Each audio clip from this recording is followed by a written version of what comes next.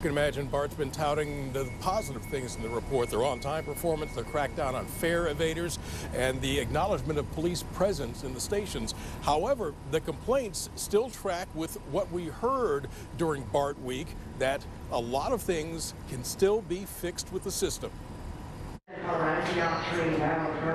What's your major gripe about BART?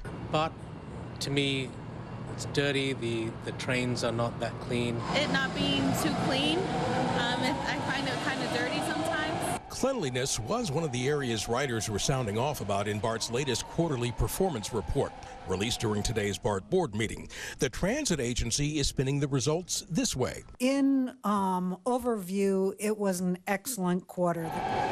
In overview, maybe, but in a few key areas, the news was not that good. For example, ridership was down from more than 419,000 last quarter to just over 405,000 in the most recent quarter. BART says the biggest drop was in off-peak hours and on weekends. They also blame the smoke from last year's fires. They weren't going out to meet people. They were staying in their homes where it was safe. So we're not too concerned about this quarter. Obviously, if it's something that continues, that would be a concern. Crimes against persons were also up to 5 per million riders from 3.8 the quarter before. This data is heavily driven by cell phone robbery, cell phone thefts. So what, if anything, can BART do about that? One is we've really increased our rider education campaign, making sure people know that it's a problem and what they can do to prevent it. Two is just having more police officers. And according to emails we've received from riders, some problems persist. One rider says, I counted up to 8 homeless/drug addicts on each car.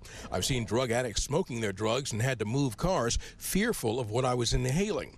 Drug users and homeless people may also be responsible for the dirty train cars some complain about. So what we know is what happens is we push people out of the stations. They typically go onto the cars. There was a good piece of news released today. Bike thefts were cut in half from 122 last quarter to 57 this quarter.